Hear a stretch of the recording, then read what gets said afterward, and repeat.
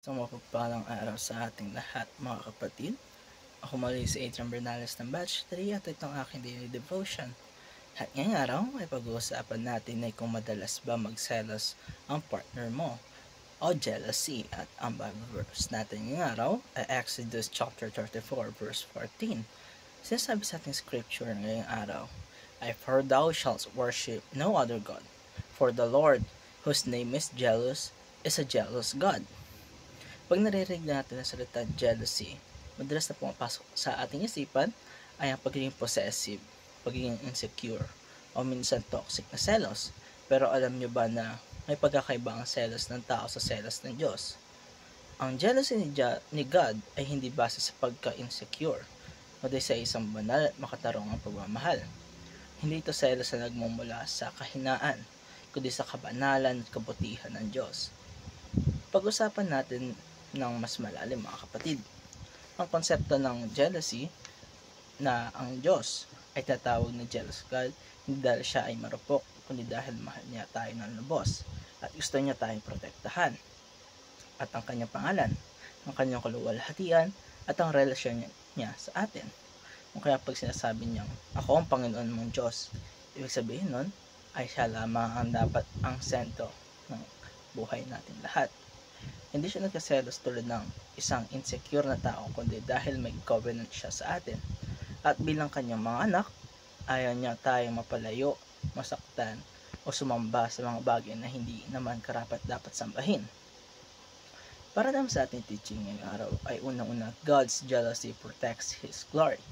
Hindi papayag ang Diyos ng kanyang pangalan ay bastusin o ipagpalit sa mga idolo. Dahil ang kanyang pangalan ay banal, matuwid at karapat dapat sambahin. Pag tayo naglalakad sa kasalanan at iniinsulto natin ang pangalan niya, kikilos ang kanyang divine jealousy upang tayo ay tama.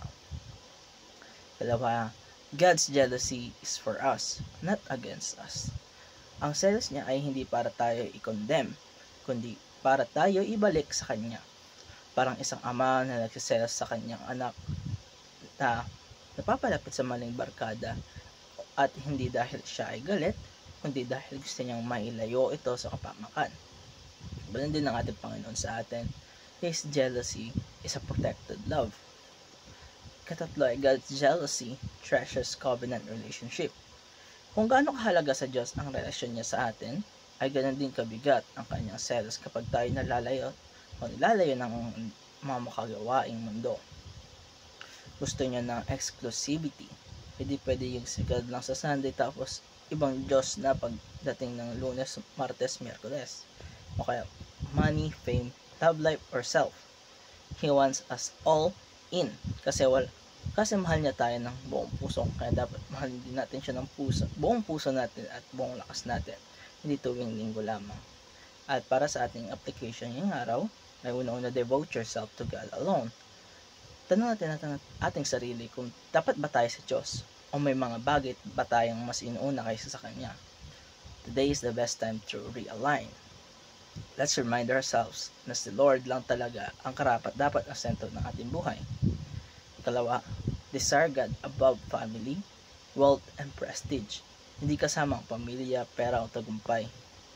Pero kapag ito na ang mas mahalaga kaysa sa Diyos, nagiging idol na siya, nagiging idol na siya. Tayo ba ay mas excited sa blessing kaysa sa blesser? O mas gigil tayo makilala ang Diyos sa bawat araw? At ito nagtatapos ang aking daily devotion. Maraming salamat sa panonood.